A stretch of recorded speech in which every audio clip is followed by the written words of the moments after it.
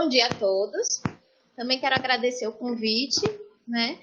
Acho importante que, num momento desse que a gente está passando por uma pandemia de um vírus, a gente possa estar lembrando também que existem outras doenças, a gente não deve esquecer, também são potencialmente graves e que podem também colapsar o sistema de saúde se a gente não tomar os cuidados, né? Como já tivemos surto de dengue, então a gente tem também que lembrar dessas doenças e tentar prevenir. O ideal é que a gente continue tomando as medidas de cuidados ambientais para controle do ambiente, dos vetores, para que a gente não tenha um aumento de casos dessas arboviroses e que a gente lembre que, além do coronavírus, né, a gente tem outras doenças que também podem causar problemas no nosso sistema de saúde.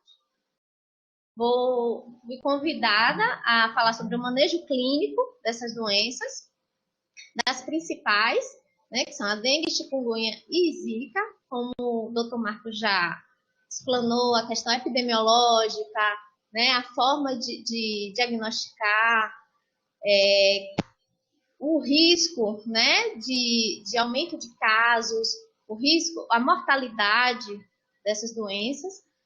Então, a gente agora vai partir para como a gente vai cuidar desses casos, como a gente vai manejar essas doenças. Então, para início de conversa, a gente tem que lembrar, né, como o Marco falou, da fisiopatologia da doença. Antes, para a gente fazer uma classificação de risco dessas doenças, a gente precisa entender o porquê, como essa doença vai se manifestar no organismo dos pacientes.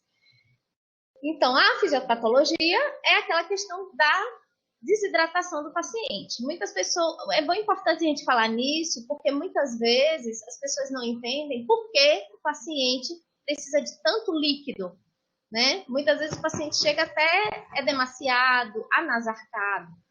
Mas o que é que acontece? Na questão da inflamação causada por essas doenças, vai ocorrer um aumento da permeabilidade vascular. Isso vai fazer com que o líquido intravascular saia do vaso e vá para o terceiro espaço. Então, podem fazer aqueles derrames, né? Então, isso que a gente tem que evitar. E também a liberação de plaquetas. Então, por isso que cai plaqueta, por isso que pode fazer hemoconcentração, né? Que são dados laboratoriais muito importantes também para o manejo. Então, para início de conversa, entendendo essa parte de fisiopatologia, a gente tem que começar a pensar quando o paciente chega no serviço, a gente classificar, o mais importante é classificar inicialmente esse paciente para a gente saber como vai manejar. Então, nós temos essa classificação, né, de A, B, C e D, que são classificação de gravidade. Então, pacientes do grupo A, por exemplo, são pacientes que têm a suspeita de arbovirose, né, mas não tem risco, um risco bem menor de complicação. Não tem fatores de risco, não tem sinais de alarme, nem sinais de choque. Então, esses pacientes podem e devem ser manejados ambulatorialmente, principalmente com orientação, né, quanto à medicação e quanto à hidratação. Nesse caso, vai ser via oral. Os pacientes da classe B são aqueles pacientes que também não têm sinais de alarme a princípio, não têm sinais de choque, mas eles já têm fatores de risco. Então, são pacientes hipertensos, diabéticos, pacientes que têm doenças já autoimunes, né, que já utilizam medicações, que podem até mascarar o quadro clínico inicial. Então, esses pacientes já têm que ter uma atenção maior, já tem que ter uma monitorização melhor, né, do que os pacientes do grupo A. Os pacientes do grupo C são aqueles pacientes que já têm sinais de alarme, que eu vou elencar, né, para vocês com mais detalhe. E desses pacientes, na maioria dos casos, tem que ser já hospitalizados. São pacientes que vão precisar de hidratação venosa, de um cuidado maior, de uma monitorização laboratorial mais intensa, mais, vamos dizer assim, mais controlada, né? E os pacientes do grupo D, esses pacientes que já apresentam sinais de choque, são aqueles pacientes que estavam no grupo C, mas que não responderam, muitas vezes não respondem às medidas e acabam evoluindo para o grupo D. Então, nesse grupo, sinais de choque, muitas vezes a gente não consegue tratar na enfermaria. A gente já tem que pensar em colocar eles numa unidade de terapia intensiva para uma monitorização mais adequada. Então, vamos lá. Inicialmente, a gente não tem como diferenciar, né, nos primeiros dias da doença, não tem como diferenciar qual arbovirose a gente tá tratando. Então, tem toda, a gente tem que fazer a anamnese adequadamente, avaliação epidemiológica, mas a gente sabe que todas essas três circulam, né, concomitantemente no nosso estado, no nosso país. Então, a gente pode tentar identificar o tipo de arbovirose por alguns sintomas mais prevalentes, mas não quer dizer que não possa ter uma associação ou possa ser, os sintomas podem ser muito parecidos uns com os outros. Então, o mais importante é inicialmente identificar que é uma arbovirose e iniciar o tratamento mais precoce possível. Os pacientes com dengue, eles vão apresentar sintomas como, principalmente, mialgia, prostração, aquela dor retroorbitária muito característica dos pacientes com dengue. E o exantema, ele é mais tardio. Então, muitas vezes, o paciente, quando está melhorando, é que ele começa a apresentar os exantemas, certo? A chikungunya é o que a gente percebe, a maioria dos casos tem os mesmos sintomas, todos podem ter febre, são síndromes febris. E na chikungunya a gente percebe um maior sintoma articular, dores articulares, né? Então, um edema articular. Então, a gente deve pensar mais em chikungunya, mas não quer dizer que não possa ser ou a dengue ou a zika. E no caso da zika, a gente vê algumas características, uns sintomas mais característicos, que o exantema, que é mais precoce, e a conjuntivite, né? Edema de extremidades também pode acontecer, mas muitas vezes o exantema inicial, logo no início da doença, e a conjuntivite são sintomas mais clássicos da zika. Mas lembrando que qualquer uma das arboviroses deve ser tratada e classificada da mesma forma. E o tratamento não se baseia no que qual arbovirose possa ser. Se baseia nos sintomas, né, e na classificação de risco desse paciente. Então, quais são os fatores de risco para agravamento, né? Então, pacientes gestantes, na anamnese, você tem que fazer a prova de laço, né? Que é aquela prova que você utiliza o manguito, né? E avalia se o paciente apresenta petequias.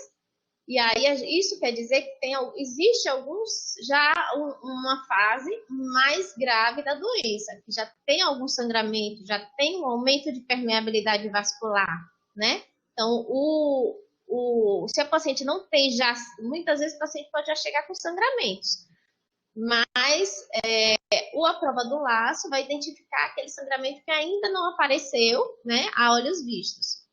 Gestantes tem maior risco de complicação, né, porque a gestante ela já é hipotensa, ela já tem um aumento de permeabilidade vascular por conta da gestação. Pacientes idosos, crianças menores de 2 anos e pacientes com aquelas doenças crônicas, como eu já comentei, hipertensão, diabetes, doenças respiratórias crônicas, pacientes que utilizam medicação para doenças autoimunes, como lúpus, artrite reumatoide, todos esses pacientes já tem que ter uma atenção maior para poder, porque tem um risco, já tem um risco maior para a gravidade. Não quer dizer que todos os pacientes que tenham fatores de risco vão evoluir com gravidade, mas o tratamento precoce, a monitorização vamos dizer assim, mais controlada, né, diária, esses pacientes vão ter que ser monitorados de uma forma mais intensa. E quais são os sinais de alarme? Os sinais de alarme, a gente tem que explicar ao paciente. O paciente vem à unidade básica, ainda o grupo A, o grupo B. Todos esses pacientes têm que ser orientados, no caso do aparecimento, em qualquer momento da doença, dos sinais de alarme. Os sinais de alarme você já tem que já classifica como classe C. Então, são pacientes que vão precisar de internamento, vão precisar de hidratação endovenosa. Dor abdominal intensa, uma dor abdominal que persiste, com vômitos, pode ser referida só à palpação. Pacientes com acúmulos de líquidos, como eu comentei, pacientes que têm o líquido intravascular, ele já sai do vaso e vai comprometer a parte extravascular. Então, paciente com derrame pleural, derrame pericárdio, ascite, que é o líquido intraabdominal, hipotensão postural e lipotímia. Então, esses sinais de alarme tem que ficar muito atentos, porque muitas vezes o paciente chega anasarcado e a gente acha que não precisa de hidratação. Pelo contrário, esses é que vão precisar de maior hidratação, inclusive intravenosa, porque provavelmente ele já está hemoconcentrado, com a plaqueta baixa, e o que vai tratar nesse momento, o mais importante é a hidratação venosa. Não é momento de fazer plaqueta, muitas vezes, nem, às vezes, acha uma plaqueta baixa, já quer fazer plaqueta. Não, a princípio é hidratação endovenosa. Uma hepatomegalia, né? Letargia, irritabilidade, aumento progressivo de hematócrito, mas os principais que a gente observa são dor abdominal contínua, vômitos, né? O paciente fica muito letárgico, não consegue nem levantar da cama. Tem muitos pacientes que relatam os sintomas de prostração tão intensa que não conseguem nem se deslocar. E o acúmulo de líquidos. E a gente passou pela fase dos sinais de alarme, fase C, né? A classificação C. Mas você hidrata o paciente não responde aos tratamentos iniciados na urgência, no internamento. Então, esse paciente a gente tem que avaliar se ele não já está entrando no estado de choque, que a gente vai observar se o paciente, aquela taquicardia não melhora, as extremidades continuam mal perfundidas, né? O paciente não tem diurese, a diurese muito pouca, apesar da hidratação, pulso fraco, todos aqueles sintomas que a gente observa num paciente em choque hipovolêmico.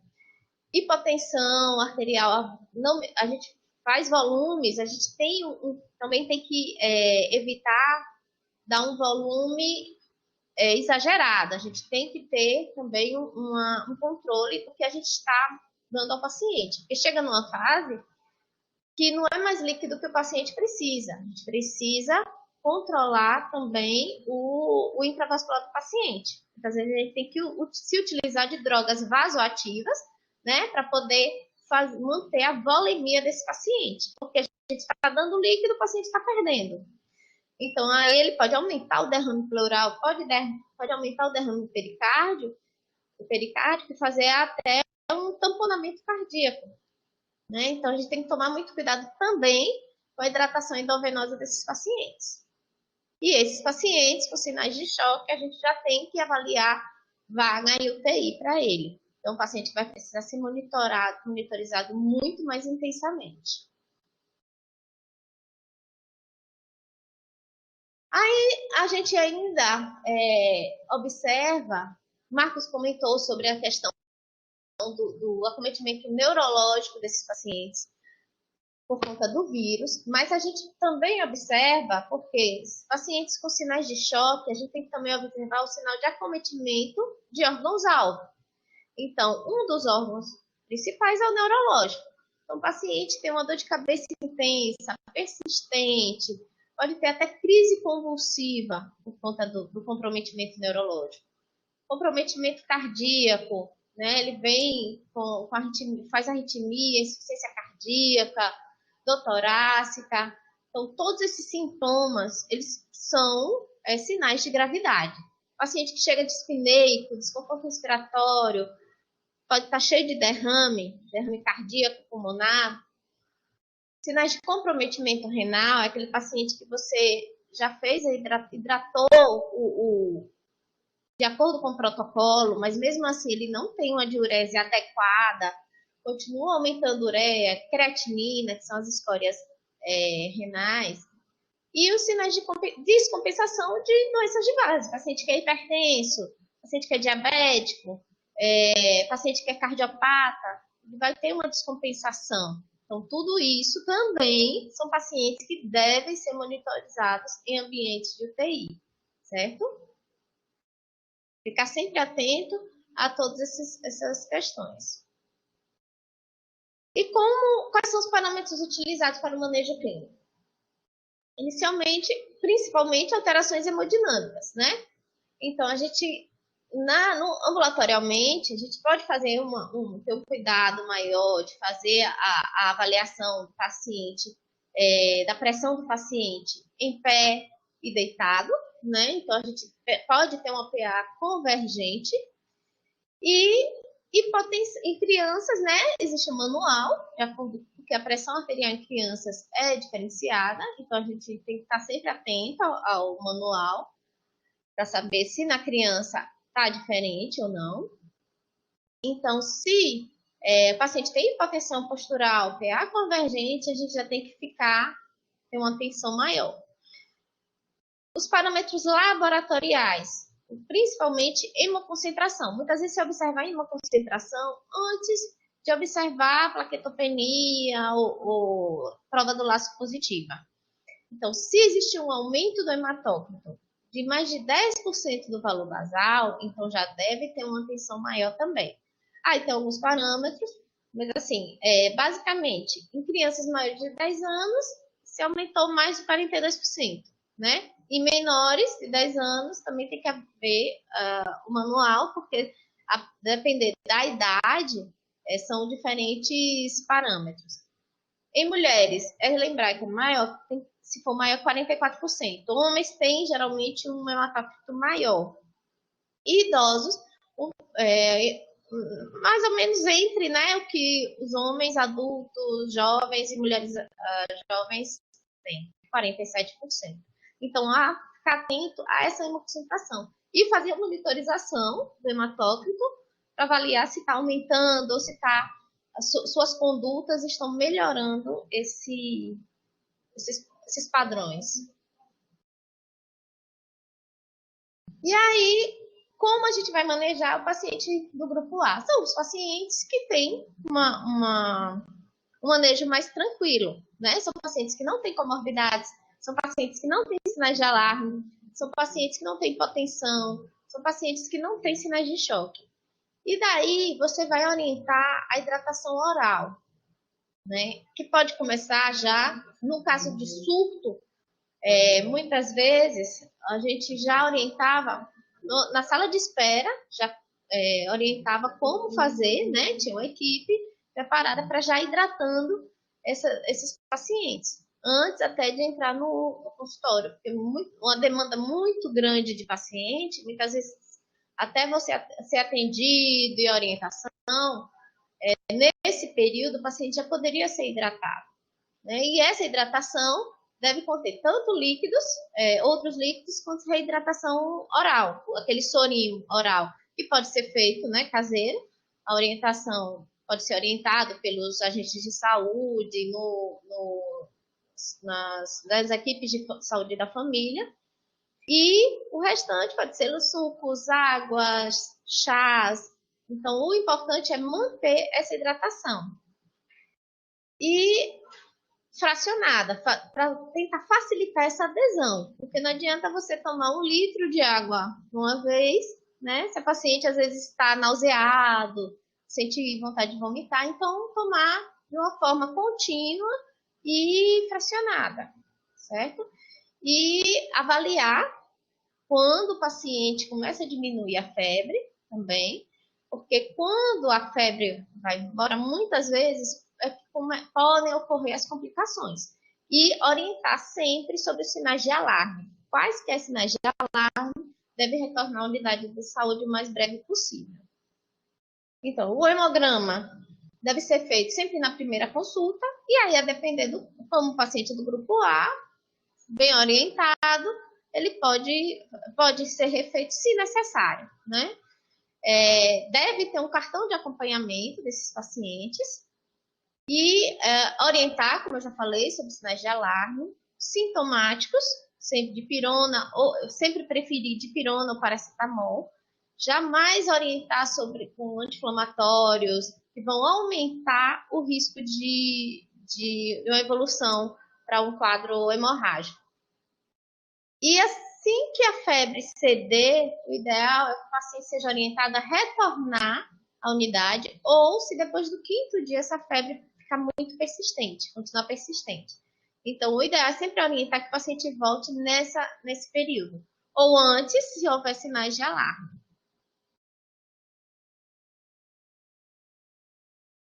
Já os pacientes do grupo B são aqueles pacientes que têm comorbidades. Então, são pacientes que vão precisar de uma atenção maior, uma monitorização melhor, mesmo ambulatorial.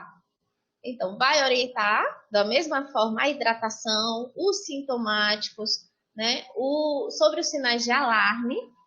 E o laboratório, o ideal é que ele seja repetido a cada 48 horas, ou se tiver sinais de alarme. E retornar diariamente para avaliação da hipotensão, fazer prova do laço positiva. Quando o paciente já tem um hematócrito normal, estável, está febril, sem nenhum sinal de alarme, se você observa que o paciente já tem 48 horas de hemodinâmica estável, e plaquetas acima de 50 mil em ascensão, né? Muitas vezes o paciente pode ter acima de 50 mil, mas está em queda. Se ele tiver acima de 50 mil em ascensão, que o risco de sangramento é muito, que não existe mais, esse sim já pode ser liberado desse acompanhamento. E sempre atentar que mesmo pacientes idosos, mesmo rígidos, têm maior risco de agravamento.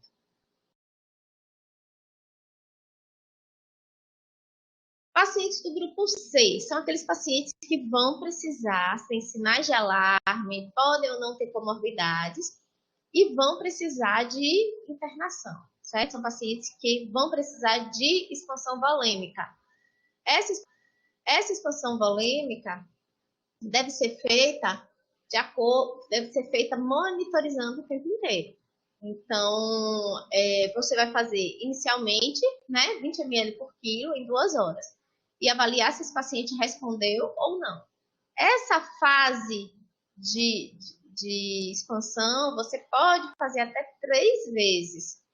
Se o paciente não responde, aí a gente passa já para outro grupo. Se ele responde, então a gente vai continuar observando, fazendo o controle da plaqueta do hematócrito de acordo com o quadro clínico do paciente, mas o ideal é que seja a cada 6 horas. A gente avalia 6 a 12 horas, vai depender do serviço, né, da condição do serviço. Fazer o laboratório, raio-x de tórax, para avaliar se tem derrames, até ultrassom, se for o caso, né, para avaliar se tem líquido, tem ascite, se o paciente tiver dor abdominal, e monitorizar toda a bioquímica, função hepática, função renal, glicemia, todos os critérios para avaliar se o paciente não está tendo uma piora, apesar da expansão adequada. A gente vai iniciar a condução como grupo C no D. Mas antes disso, se o paciente estiver melhorando, né, no grupo C, Obviamente, a gente vai avaliar a alta dele da mesma forma como no grupo B. Paciente hemodinamicamente estável, pelo menos 48 horas, com plaqueta em ascensão, mesmo estando acima de 50 mil. Paciente sem febre, há pelo menos 24, 48 horas. Então, sem sinais, sem novos sinais de alarme, nem de choque. Então, esses pacientes a gente já pode avaliar a alta com os cuidados adequados, né? Se tiver alguma piora, algum quadro que possa achar que está piorando novamente, retornar ao hospital. E pacientes do grupo D. Inicialmente a gente vai conduzir como grupo C, né? Porque a gente vai primeiro fazer a expansão volêmica da mesma forma. E se o paciente não responder, apesar das fases, das 3 fases que a gente fizer, então a gente já tem que pensar que o paciente está realmente em choque hipovolêmico. E aí a gente pode iniciar expansores coloides, né? Porque você já deu bastante líquido, então você já deu bastante fluido, então você pode iniciar com alguns expansores coloides. Se o hematócrito estiver em queda e houver persistência do choque, aí a gente vai ter que pensar que possa estar havendo alguma hemorragia e avaliar a coagulação. Nessa fase, a gente já pode avaliar a questão de plaquetas, de plasma fresco, porque se o paciente, apesar da hidratação, ele mesmo assim está apresentando queda de plaqueta, um nível, um risco alto de sangramento, a gente pode utilizar a infusão de plaquetas e plasma para tentar estabilizar esses sangramentos. A gente não vai conseguir repor plaqueta, mas a gente consegue estabilizar os sangramentos, certo? E aí, na presença de hemorragia, a gente tem que corrigir, né, a coagulopatia, o plasma fresco, e, se for necessário, transfundir o concentrado de hemácia, dependendo do nível da hemoglobina. E na ausência de hemorragias, pensar em disfunção miocárdica e avaliar os inotrópicos, né? Então, avaliar a questão muitas vezes o paciente pode fazer uma miocardite também, pela dengue, e daí a gente tem que já avaliar o uso de dopamina, as drogas vasoativas, noradrenalina. Então, sempre esse paciente tem que estar no ambiente de UTI. Não tem como a gente deixar um paciente desse na enfermaria, porque ele vai precisar ele vai usar drogas que vão ter que ser infundidas de forma contínua, e daí a monitorização tem que ser contínua. Então, quais são os pontos-chave do manejo clínico? Então, primeiro é você entender o que é a doença, como se manifesta a doença, como ela evolui. Então, a fisiopatologia, o quadro clínico do paciente, a classificação de risco do paciente tem que ser feita antes de qualquer conduta, certo? Você vai ter que orientar a população quanto aos riscos de piora se o paciente for do grupo A, do grupo B. E no grupo C e D são pacientes que devem ser hospitalizados, porque vão precisar de uma monitorização maior. Então, a orientação ao paciente e familiares sobre hidratação e sinais de alarme, a avaliação clínica bem feita, incluindo principalmente toda a consulta aferição da PA, né, em 2 posições, monitoramento de sinais de alarme, a prova do laço é importante ser feita sempre que o paciente for à unidade básica, a hidratação oral sempre, e a venosa se for necessário, né? Então, a oral tem que ser sempre orientada e da forma correta. Muitas vezes a gente fazia uma receitinha de bolo para orientar bem o paciente, para a gente saber, para ele saber quanto de líquido, quanto de soro oral ele poderia, quanto de outros líquidos. Porque muitas vezes o paciente ele não consegue entender Então, o ideal é que a gente fazia formulários, a gente pode fazer formulários, receitas, orientando sobre hidratação. E alertar sobre medicamentos que devem ser evitados. São principalmente os anti-inflamatórios, que vão aumentar o risco de sangramento. E o monitoramento clínico dos sinais vitais frequentemente em pacientes internados. Então, esses são os pontos-chave do manejo clínico. Então, a gente deve estar atento a todos esses critérios, esses cuidados, porque um paciente que do classe A, ele não pode evoluir para um B ou já evoluir para um quadro classificação C ou até D, se a gente não orientar corretamente, se esse paciente não se hidratar corretamente. Ele já pode chegar no estado crítico, muito mais grave, que a gente vai ter que já internar esse paciente. Então, era isso que eu queria passar. Eu tentei ser mais geral e breve possível, mas eu sei que devem ter muitas perguntas, e sempre lembrar que é uma doença grave, que pode se agravar, né? Ela pode começar, muitas vezes as pessoas banalizaram muito a dengue, a chikungunya, mas hoje em dia as pessoas têm mais atenção a essas doenças, porque são doenças que, infelizmente, a gente pode levar a um número alto de óbitos, como Marcos passou na explanação dele. Obrigada.